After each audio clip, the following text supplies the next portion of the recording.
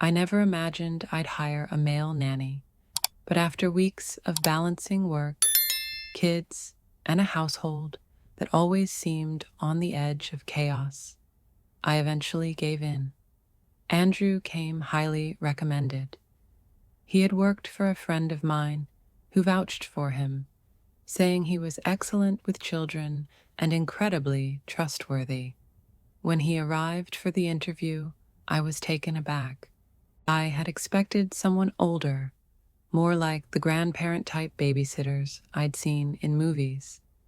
Instead, Andrew was in his late 20s, tall, with an easygoing smile that immediately put the kids at ease.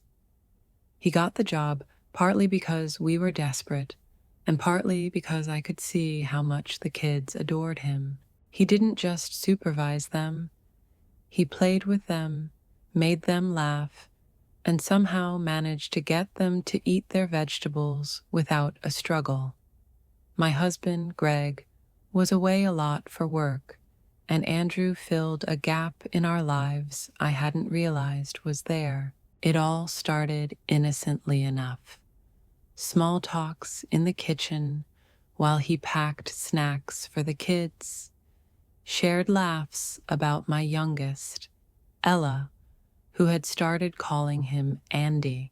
I didn't notice at first how much I began to look forward to those moments when it was just the two of us. He really listened when I spoke, something Greg didn't always do.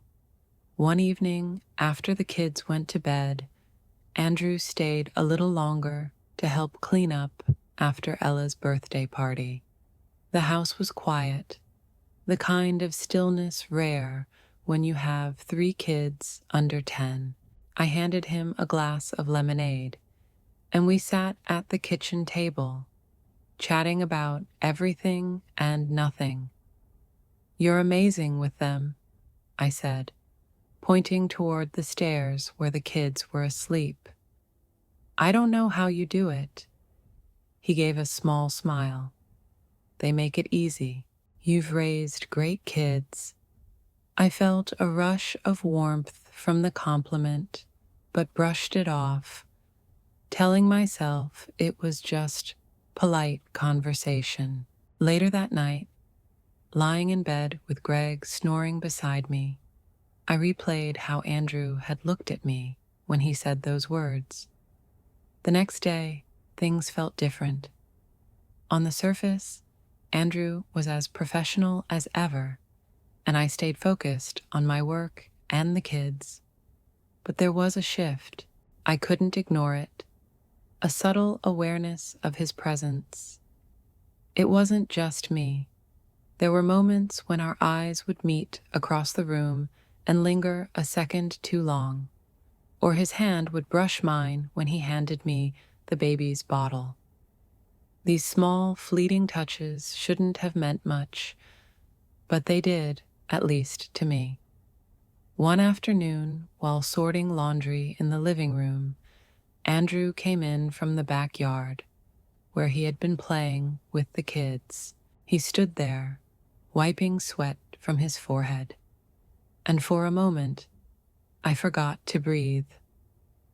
His t-shirt clung to his chest, damp from the heat, and I felt foolish for noticing. "Need any help?" he asked, his voice pulling me from my thoughts. "No, I'm good," I replied quickly, my cheeks burning as I focused on the socks in front of me. But as he turned to leave, I caught him glancing back, just for a second. It was nothing, or maybe it wasn't. After that glance, everything seemed to shift. Not overtly, but it was undeniable. Andrew was still Andrew, and I was still trying to be the reliable mom. But the tension between us was palpable. It wasn't spoken, and it certainly wasn't planned, but it lingered in the air when we crossed paths. The day after our quiet conversation in the living room, the weather was unusually warm. The kids begged to go to the park, and Andrew offered to take them. At first, I stayed behind, planning to catch up on work, but something pulled me outside. I threw on a jacket and followed them.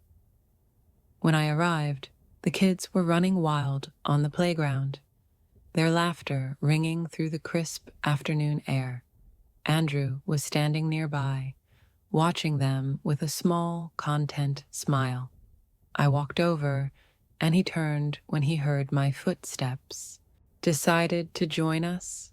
he asked, his tone light, though his eyes lingered on mine a second too long. "I figured I could use the fresh air," I replied, trying to sound casual, glancing at the kids. We ended up sitting on a bench away from the playground, where we could still see the children but have some space. The conversation began easily, about the kids, the weather, random things. But then he turned to me, his steady, thoughtful gaze focused. "You've been quiet today," he said. "I've just had a lot on my mind," I replied, brushing a loose strand of hair from my face. He nodded, leaning back against the bench. "Anything you want to talk about?" For a moment, I considered confiding in him about the weight I felt, balancing work, motherhood, and a marriage that felt more like a partnership of convenience than anything else. But I stopped myself. He wasn't the person I should tell, even though it felt so natural to talk to him. "I'm fine," I said instead, offering him a small smile. "Really?" He didn't press, but the silence that followed felt comfortable, like he understood, even without me saying a word. The kids eventually ran over, breathless and red-faced, begging for snacks. Andrew stood and pulled a bottle of water from his bag, handing it to Ella. "Here you go, kiddo," he said, ruffling her hair. Watching him interact with them, I felt that familiar warmth. He was so good with them, patient, kind, and attentive, in a way that made me feel both grateful and envious. When the kids wandered back to the playground, Andrew turned to me again. "You're an amazing mom, you know that?" I laughed softly, shaking my head. "I don't always feel like it." "Well, you are," he said, his tone firm. "The way you handle everything. It's impressive." His words caught me off guard, and for a moment, I didn't know what to say. I looked away, focusing on the trees swaying gently in the breeze, but I could feel his eyes on me. "Thank you," I said quietly, my voice softer than I intended. The rest of the afternoon passed without incident, but as we walked back to the house, I couldn't shake the feeling that something had shifted again. The tension was still there, unspoken but undeniable. Later that evening, after the kids had gone to bed, I stepped outside to sit on the porch. The air had cooled, and the faint sound of crickets filled the quiet. I wrapped a blanket around my shoulders, closed my eyes, and let the stillness wash over me. I didn't hear Andrew approach until he spoke. "Mind if I join you?" I opened my eyes, startled, but nodded. He sat on the step below me, leaning back against the railing. "It's peaceful out here," he said, glancing up at the sky. "It is," I agreed, my voice barely above a whisper. We sat in silence for a while, the space between us feeling both too close and too far. When he finally spoke, his voice was softer than I'd ever heard it. "I hope I'm not overstepping, but you seem like you could use a break from everything." I didn't answer right away. Instead, I looked at him, really looked at him, and saw the concern in his eyes. He wasn't just being polite. He genuinely meant it. "Maybe," I said finally, my voice trembling slightly. "But life doesn't really give breaks, does it?" He smiled faintly, turning his gaze back to the yard. "No, I guess it doesn't." For a moment, the air between us felt charged, like a thread pulling tighter and tighter. I could feel it when he shifted slightly closer, his shoulder brushing against the blanket around me. But just as quickly, he stood, breaking the spell. "I should probably head in," he said, his voice returning to its usual easy tone. I nodded, clutching the blanket tighter. "Good night, Andrew." "Good night," he replied, his gaze lingering on me for just a second longer before he disappeared into the house. As I sat there alone under the stars, I couldn't ignore the ache in my chest, the mix of relief and something else I wasn't ready to name. The next few days passed in a haze of avoidance and stolen glances. I tried to distract myself with chores, errands, and the kids' endless energy, but it was impossible to ignore the way Andrew's presence seemed to fill every room he entered. He was careful, respectful, and professional, but the air between us felt electric, like something was waiting to ignite. Then came the evening that changed everything.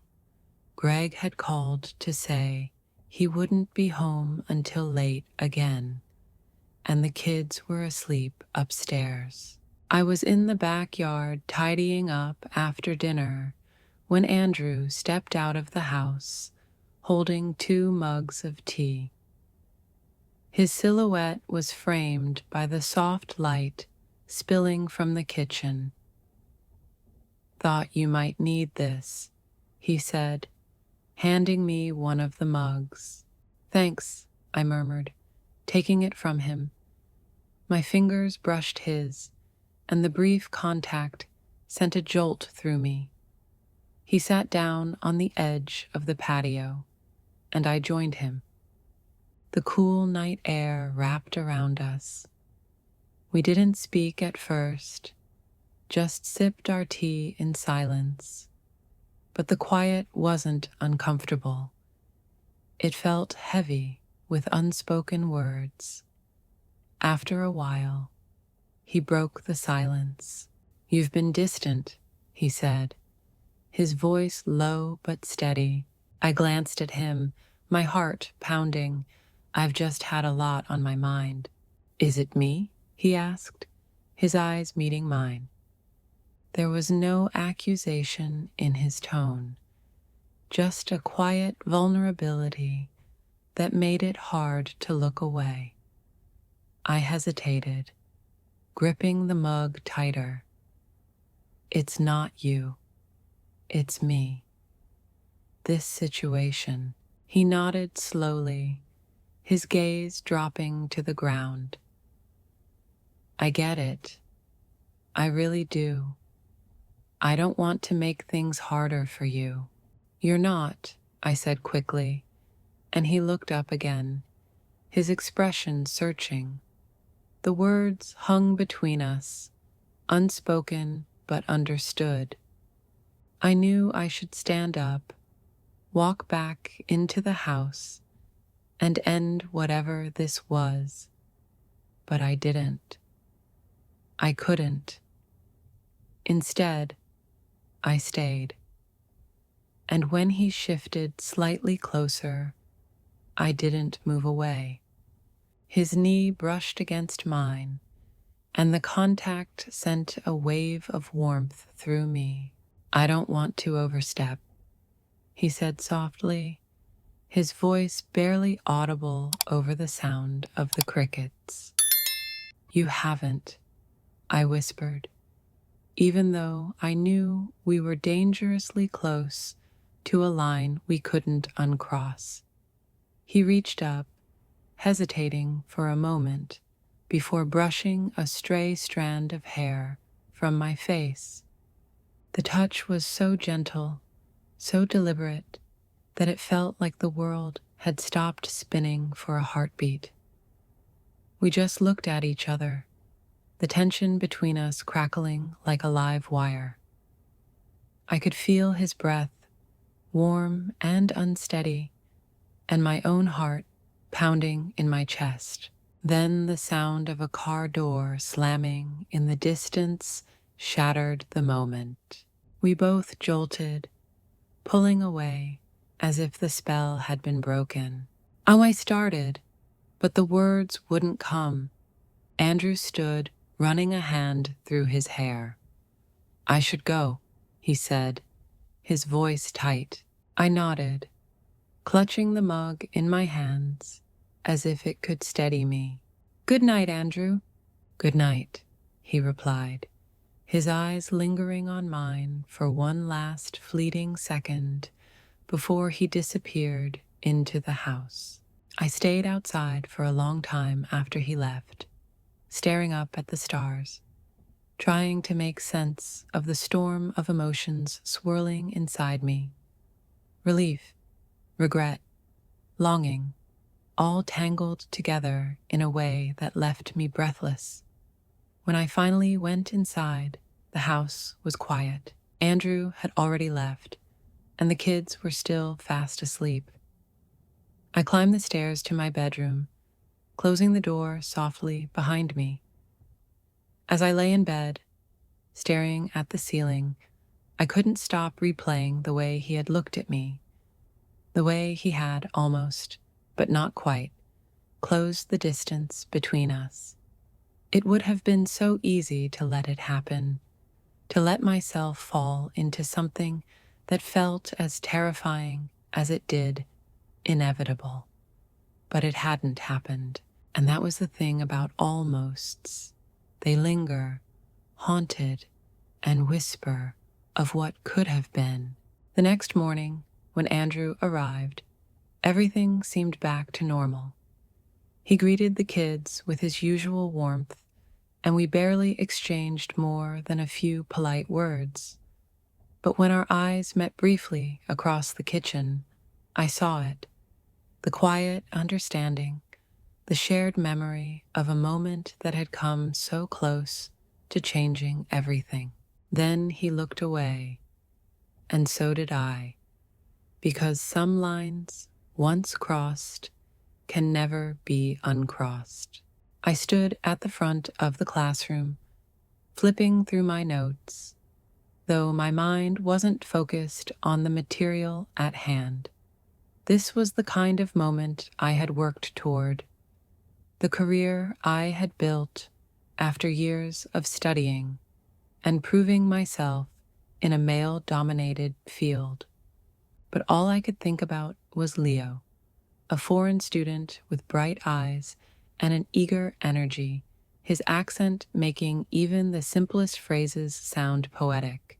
He had a sharp mind, a boundless curiosity, and a way of looking at me that felt different. At first, I chalked it up to admiration, the kind students often develop for their professors. But admiration shouldn't make my heart race. It shouldn't cause me to hesitate before calling on him, afraid that a lingering gaze would spark something unspoken between us. I tried to ignore it. After all, I was married. My husband, Mark, was a good man, steady, reliable. Together, we had built a life of mutual respect, shared responsibilities, and quiet companionship. Love had once burned brightly between us, but now it was a faint glow, steady yet devoid of warmth. We had dinner together, discussed the bills, watched TV side by side, but passion had long since faded, something we both seemed to accept as lost. Then, Leo entered my class. It started with small, innocent actions. He would stay after lectures, asking insightful questions that went beyond the syllabus. He had this way of tilting his head when he listened, his eyes locked on mine as if I were the only one in the room. Leo was older than most of my students, mid-20s, mature, confident, and that made me forget, even if just for a moment, that I was his professor. One afternoon, after class, he stopped by my office, claiming he needed clarification on a research paper.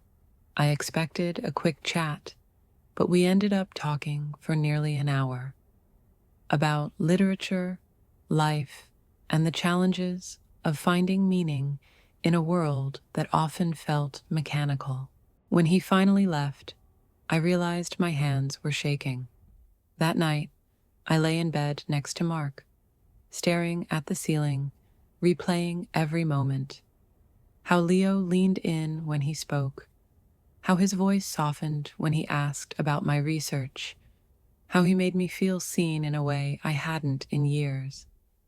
It was dangerous, I knew, but part of me didn't want to stop. A week passed, and I told myself I was imagining things, that the way Leo looked at me was just admiration, the same any dedicated student might have for their professor, that I was reading too much into the moments we shared, those stolen glances. But deep down, I knew better. It was how my breath caught when I saw his name in my inbox, how my heart raced whenever I heard his voice in the lecture hall, how I found myself searching for him in the crowd, only to see him already watching me. Then, one evening, things took a turn. I stayed late in my office, catching up on grading, when a soft knock on my door made me look up. Professor Moore? Leo. I shouldn't have let him in. I should have given him a brief, professional answer and sent him on his way. But instead, I motioned to the chair across from me, and he stepped inside, shutting the door behind him. I hope I'm not interrupting you, he said. I responded, but with a teasing edge to my voice. It was a mistake. His lips curved into a smile, and something unspoken passed between us, an acknowledgement of the line we were treading. He sat, resting his forearms on the desk. I had some questions about the paper, he began, but then exhaled, running a hand through his hair. That's not really why I came. I swallowed hard. Leo, I know, he said quickly. I know this is complicated, impossible even, but I can't pretend I don't feel something when I'm around you. A sharp heat ran through me. I should have shut it down right there, should have been firm and professional. But the way he looked at me, like I was more than just a professor, more than a name on the faculty roster, left me speechless. You're my student, I finally managed. His smile was sad, knowing. He knew that for just a few more months, I'd still have authority over him. But that didn't change the fact that I was married, that I had built a life with Mark, no matter how dull and predictable it had become. I stood, trying to distance myself, but Leo mirrored my movement, stepping around the desk until he was just a breath away. Tell me to leave, he murmured. I opened my mouth, the words on the tip of my tongue, but I couldn't say them. I wanted to, but the part of me that had been starved for excitement, for connection, for feeling anything at all held me back. Leo watched me, waiting. His hand hovered near mine, close enough that I could feel the warmth of his skin. One more inch, and we'd be touching. One more second of hesitation, and a sudden vibration from my phone shattered the moment. I stepped back, grabbing the phone from the desk as if it were a lifeline. Mark's name flashed across the screen, and my stomach twisted with guilt. "I have to go," I said, my voice unsteady. Leo didn't argue. He nodded slowly, as if he already knew what was coming, then turned and walked out, leaving me standing there, pulse racing, heart pounding. I told myself it was over, that I had come too close and would now step back, be careful. But deep down, I knew the truth. This wasn't over, not even close. I avoided him for days, stuck to my lectures, avoided unnecessary eye contact, ignored the way my heart clenched every time I felt his gaze on me. I convinced myself that I had done the right thing, that whatever had almost happened in my office was just a moment of weakness. But some part of me knew the storm hadn't passed. It was only waiting. Then, one evening, it came crashing down. It was late, the campus quiet, the halls dimly lit as I gathered my things to leave. I had stayed behind again, but this time I wasn't alone. Leo was waiting, standing outside the building, hands in his pockets, his expression unreadable. I stopped in my tracks, my heart pounding in my chest. "You shouldn't be here," I whispered. He tilted his head slightly, studying me. "Neither should you." I swallowed hard. "I know." He cut me off. "I know you think this is wrong, and maybe it is." He took a slow step forward. "But tell me, Professor, if it's so wrong, why are you still standing here?" I opened my mouth, but no words came. He was right. I wasn't running. I wasn't telling him to stop. I was frozen, torn between the life I had built and the fire that burned whenever he was near. Then, as if the universe itself wanted to push me further, the rain started. At first, it was a light drizzle, but within seconds, it turned into a downpour. I gasped as cold water soaked through my blouse, my hair sticking to my face. Leo, standing just feet away, was drenched too, but he didn't move. He just stared at me, his chest rising and falling with unspoken words. Finally, I did something. I turned on my heel and ran.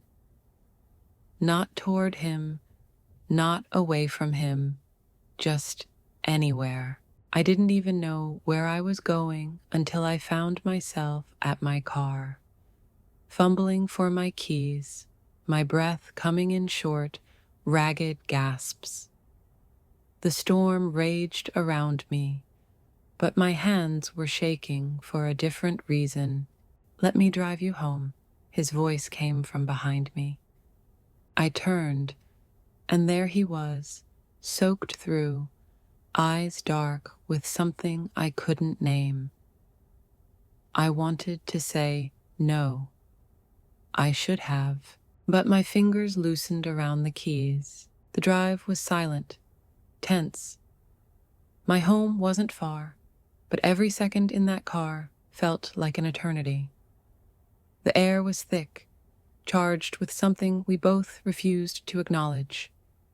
When we finally pulled up in front of my house, I reached for the door handle, ready to escape. But Leo's voice stopped me. "Wait." I turned. Then headlights, bright, blinding, pulled into the driveway. Mark. My stomach dropped. Panic surged through me. Before I could even think, Leo reached across me, his fingers brushing my wrist as he grabbed the keys from the ignition and turned off the engine, plunging us into silence. The rain pounded against the windshield. Mark's car door slammed. Footsteps approached. Leo turned to me, his voice calm and steady. Now what? I couldn't breathe. I couldn't think. Then a knock on the window. Mark's voice, muffled but unmistakable. "Honey?" The car was dark, silent. If we stayed still, maybe, but just as I thought the worst was over, the dashboard lights flickered on, and Leo's voice, barely above a whisper, said, "Oops." The doors automatically unlocked. Outside, in the rain, Mark's shadow loomed. I turned to Leo, my pulse roaring in my ears. He was smiling. Not an accident, not a mistake. This was planned. I had just walked right into a trap.